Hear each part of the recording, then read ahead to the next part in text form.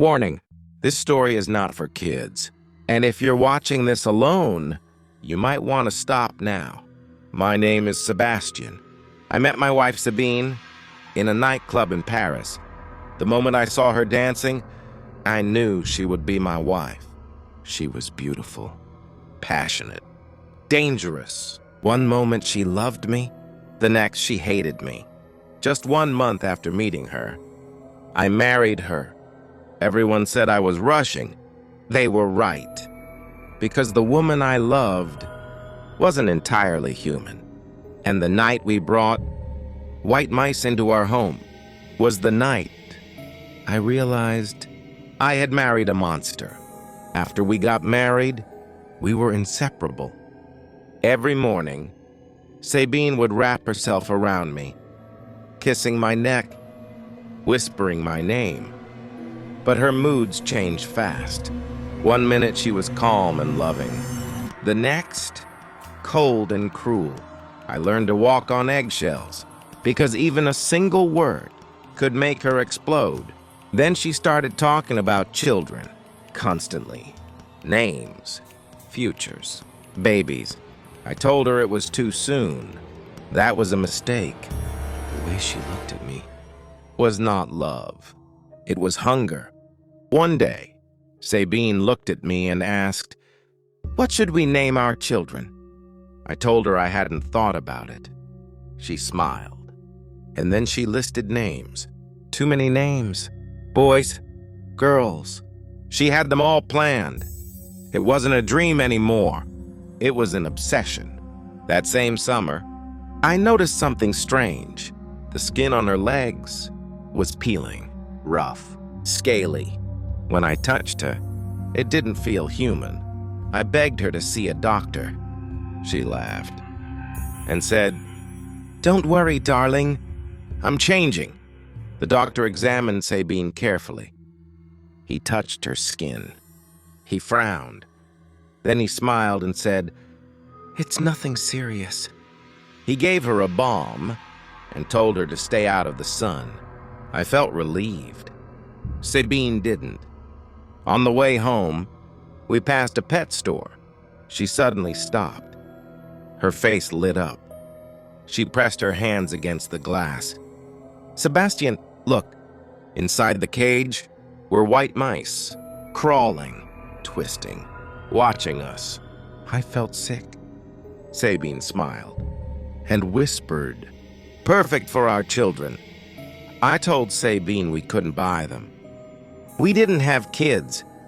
We didn't need pets. She stared at me. Then she started crying, loud, desperate. Everyone in the store was watching. She pushed me away and screamed, "You don't love me! That's why you won't give me children." I tried to calm her down. I told her I loved her, but she wouldn't stop. So I gave in. I paid for the cage. 18 white mice. On the way home, she smiled like nothing happened. And that's when I realized she always gets what she wants. We brought the mice home and placed the cage in our bedroom. They ran everywhere, scratching, squeaking, watching. I counted them carefully. 1, 2, 3, 18 white mice. I went to the bathroom to clear my head. When I came back, I counted again. 1, 2, 3, 17. One was missing. I searched the room, under the bed, behind the curtains. Nothing. Then I called out, "Sabine?" She didn't answer. And suddenly, I felt like something was very wrong. I found Sabine on the terrace, lying in the sun like nothing mattered. I told her the doctor said to stay out of the sunlight. She didn't care. She lowered her sunglasses and looked at me.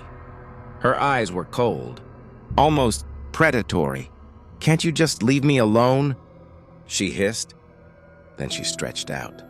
Slowly, like a lizard on a rock, I felt my stomach drop. Something about her movements wasn't human anymore. And suddenly, I understood. The missing mouse wasn't lost. I lay down on the terrace, trying not to think. The sun was warm, too warm. When I woke up, it was almost dark. Sabine was gone. I called her name. No answer. I went inside, straight to the bedroom, and that's when I saw it, the cage. The door was open. Sabine was sitting on the bed, cross-legged, smiling, and in her hand, she was holding a white mouse by the tail. I couldn't move. I couldn't breathe. I just watched. Sabine lifted the mouse higher, tilted her head back, and opened her mouth, wider than it should open. Then she dropped it inside. I heard it, the crunch, bones breaking between her teeth. One swallow, and it was gone. I made a sound, just a tiny sound. Her head snapped toward me. Her eyes widened, and she smiled. "Sebastian," she hissed. "You weren't supposed to see that."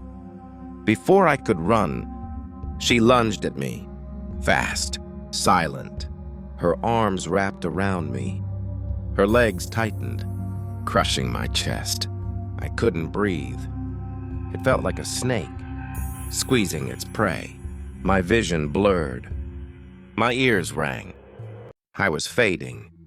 With the last strength I had, I reached out blindly, grabbed a lamp, and swung again and again. Then everything went black. When I woke up, I was on the floor. My head was pounding. Sabine was lying beside me, not moving. Blood covered her head. She was dead. I cried. I held her. Even after everything, I still loved her. I called the police. When they arrived, they looked at me like a murderer. They arrested me. I told them everything. They didn't believe me until the autopsy. Hours later, the police came back. Their faces were different now. Pale, confused. One of them looked at me and said, "You were telling the truth." During the autopsy, they found something inside Sabine. Her stomach wasn't empty. Inside were 5 white mice, partially digested. The room went silent. The officers stepped back from me. They didn't see a killer anymore. They saw a survivor. I was released that night. They said she had gone insane, but I knew madness wasn't the answer. I went back home alone. The house felt empty, too quiet. Sabine was gone, but her presence wasn't. I went upstairs to the bedroom. I undressed. I wanted a bath. That's when I noticed the cage. It was still there. I looked inside. Empty. All the mice were gone.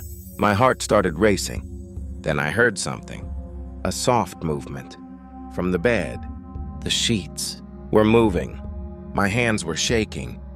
As I reached for the bed, slowly, I pulled back the sheets. Underneath, there they were. Small bodies, pale skin, red glowing eyes, slithering across the mattress. They looked up at me. All at once, their mouths opened. Forked tongues flicked out. And together, they whispered, "Salut, Daddy. If this story didn't scare you, check under your bed tonight and tell me in the comments, was Sabine insane? Or was she never human at all?"